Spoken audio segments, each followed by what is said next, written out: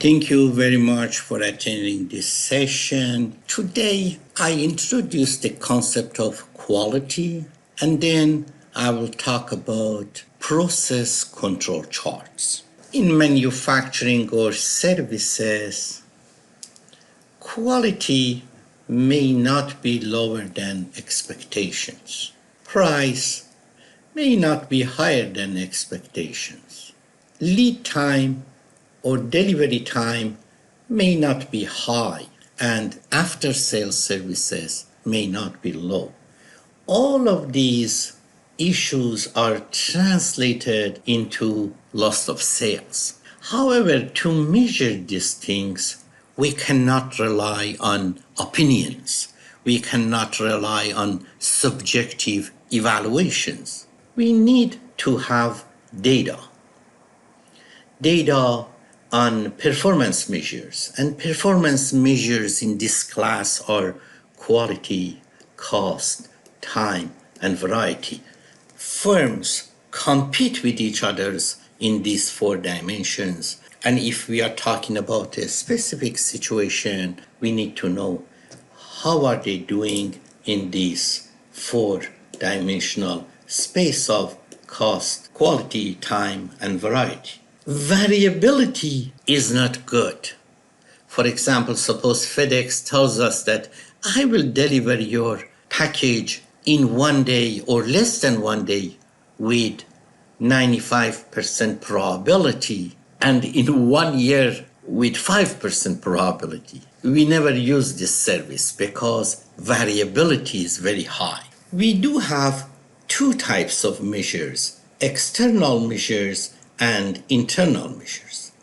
External measures goes to customers, how satisfied they are, how do they rank our product among others, and how many complaints do we get, how many returns do we get, how many warranty recalls. Internal measures are the same thing that I have discussed it here. We measure these things. These are at our control. Quality is at our control, cost is at our control, time, variety is at our control, and we need to control this to turn them into reduction in customer dissatisfaction.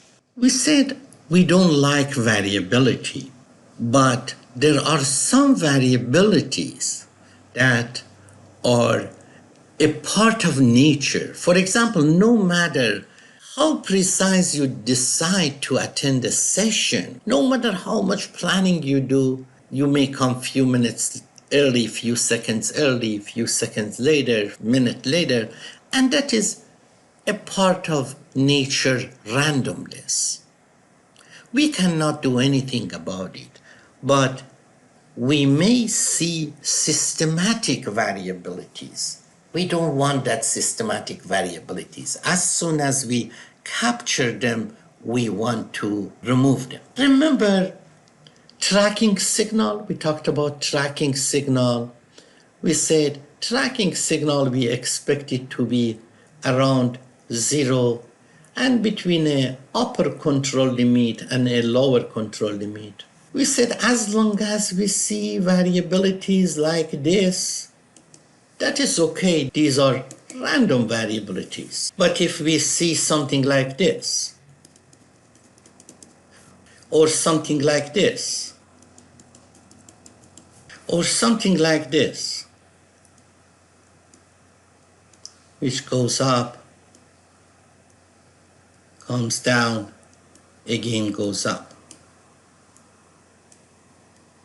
These are systematic variabilities. Something is continually going up, something is continually coming down, something shows up and down. I'm talking about systematic variabilities inside the system, which should we find them, address them, and correct them.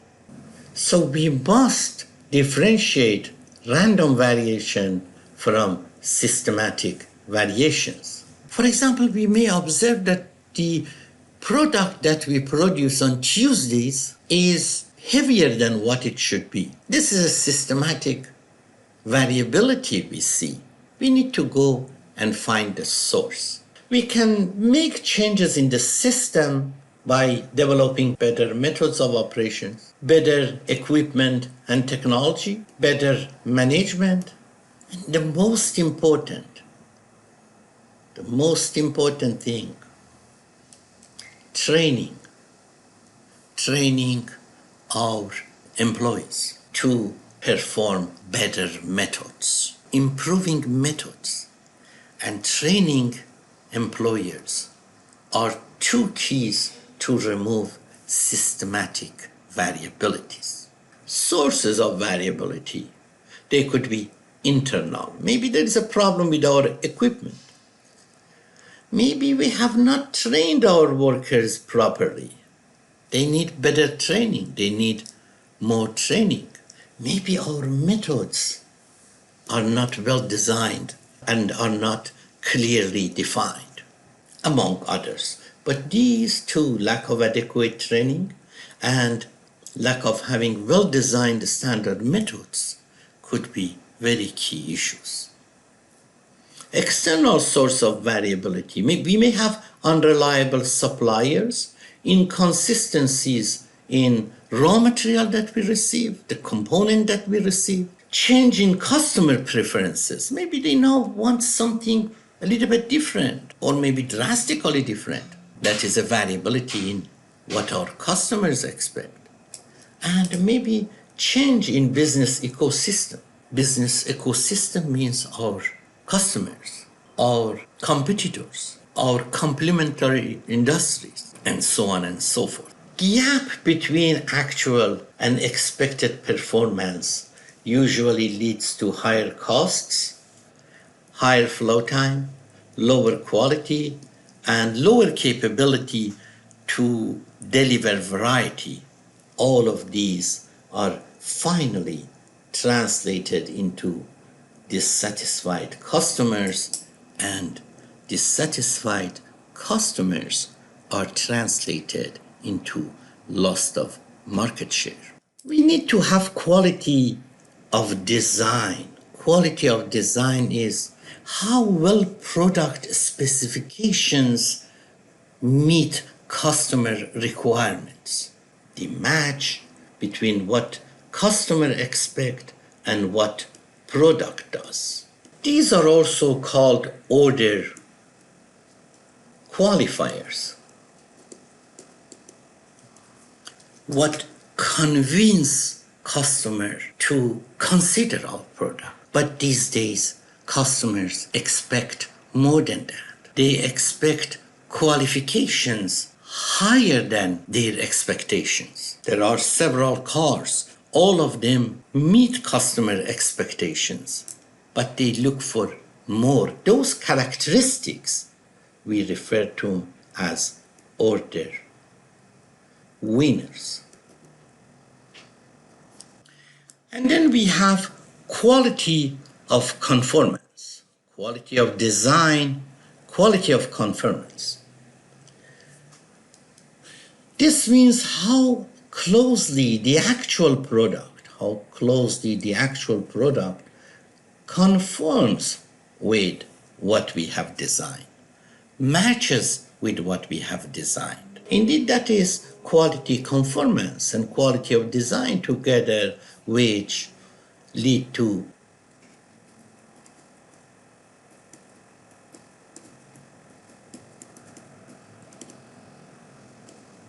order qualifiers and order winners. Now I'm going to talk about 4 types of costs to deliver quality, to make sure that the quality of our product is good. They are prevention costs. These are costs that we incur to have our product, the design of our product and conformance of our product to be as high as what we expect. So these are prevention costs.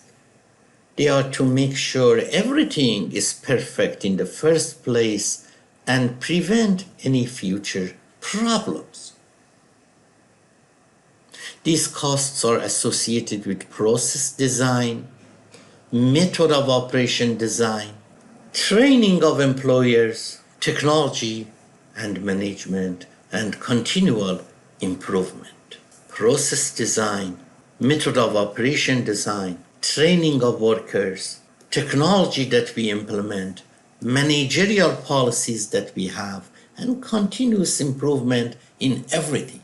Method improvement and training the workers to perform their job are essential parts of prevention costs. These costs of making sure that things are good. And then we have appraisal costs. Appraisal costs are to make sure that these things are good and remain good. So over time, we check if everything which was designed and implemented based on expectations is still at the same level. Costs to ensure that processes are performed as expected, to make sure that processes are still good. They were good and they remain good.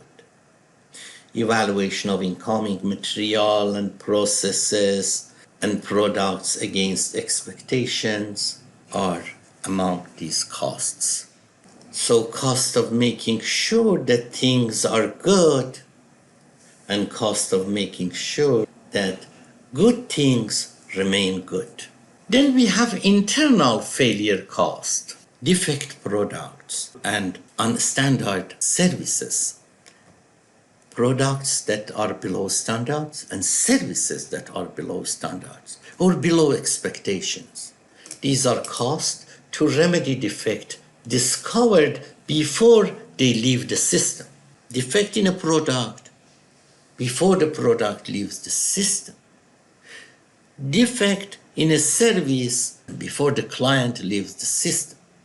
They are cost of rework and correct defective material, parts, product, and services. Rework is one cost, and scrap cost is also one cost. We make a product which is not good. We may spend some time on it and make it good, or we may have had turned it into scrap that we should get rid of it, either throw it away or sell it at a very low price. External failure costs are usually higher than internal failure costs because these are costs after the product or the customer leaves the system, and the remedial costs are high. Customer is out of the system, we need to recall it, bring it back, or customer brings it back, something which needs substantial time and cost to fix. The first two costs that I referred, appraisal and prevention costs, and the second pair of costs that I mentioned, internal and external costs, perform opposite to each other. As prevention and appraisal cost goes up, quality of product goes up. If you want to have better quality, these costs will go up. If you have spent enough time, enough resources, and enough effort on appraisal and prevention, we have very high quality, and therefore internal and external costs are quite low. But the less time and effort over there, the less cost over there, this cost will go up. So if we have spent little resource on appraisal and prevention costs, then internal and external costs will be quite high. And the optimal trade-off based on this hypothetical curve is here. It is at this point that the total prevention, appraisal, internal and external costs reach its minimum. We should spend this much resources on appraisal and prevention, and then we can provide this level of quality. At this level of quality, our internal and external costs is at this level. If you didn't follow my explanations, you just go back on the slides, just read the material. Very qualitative and simple material.